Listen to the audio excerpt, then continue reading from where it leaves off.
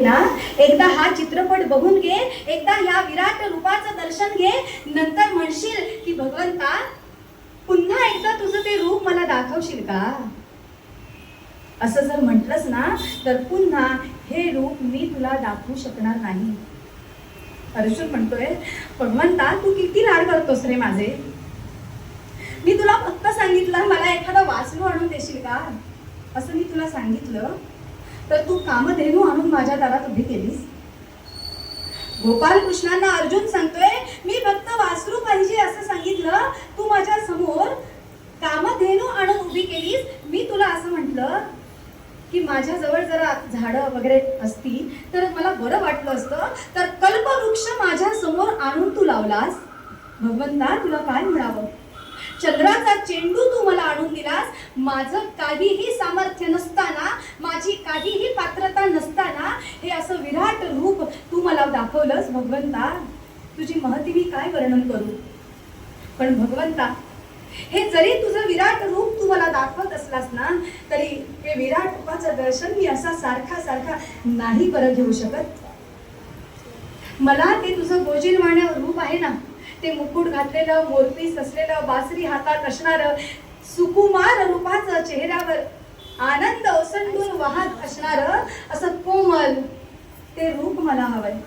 भगवंता ते रूप दाखवशील का. वाईट वाटलं भगवंताला. मगाशी म्हटल्याप्रमाणे आईने मुलासाठी अनेक कालच आपण बघितलं, लहान मुलाला लाड करण्यासाठी अनेक प्रकारचे दागिने मळवून घ्यावेत आणि मुलाला घालायला आणावेत आणि मुलाने ते नात्याने झिडकारून द्यावेत, नकोय तुम्हाला काही म्हणून. अनेक पदार्थ आणून समोर ठेवावेत आणि मुलाने सांगावं मला हे नकोय. असं काहीच झालं. पण गोपाल कृष्णांना लक्षात आलं की या माझ्या भक्ताला हे रूप नकोय, तर ते रूप त्याला पाहायचंय. पुन्हा अर्जुन म्हणतोय, गोपाल कृष्ण थांब, भगवंता थांब. तू म्हणतोयस हा विश्वरूप दर्शनाचा चित्रपट पुन्हा पुन्हा दाखवणार नाही, पण तरी सुद्धा मी तुझा लाडका आहे ना. अर्जुन म्हणतोय, गोपाल कृष्णा तरी मी तुझा लाडका आहे ना, तर मला पुन्हा जर हे रूप बघावं वाटलं तर मी काय करू रे. गोपाल कृष्ण सांगतायत, अर्जुना खरं तर हे रूप मी पुन्हा दाखवत नसतो. हे रूप मी पुन्हा दाखवत नसतो, तरी पण माझ्या भक्तांसाठी जो भक्तियुक्त अंतःकरणाने उपासना करेल ना, जो मनापासून उपासना करेल त्याला मी हे रूप दाखवेन. पुढचा अध्याय भक्तियोग.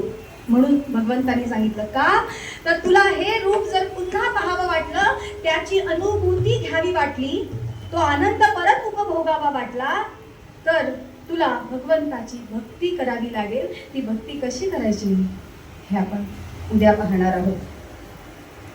हे विराट रूपाचं दर्शन भगवंताने जे ह्या अर्जुनाला घडवलं, ते दर्शन तुम्हा आम्हाला पण तो नक्की घडवेल. पण काय केलं पाहिजे त्याच्यासाठी. कृष्णा अर्पण. आपण काय करतो, दूध गरम करायला ठेवलं आणि ते उतू गेलं, लक्ष नसतो, हा जाऊ दे कृष्णार्पणमस्तु. हे असं नव्हे बरं.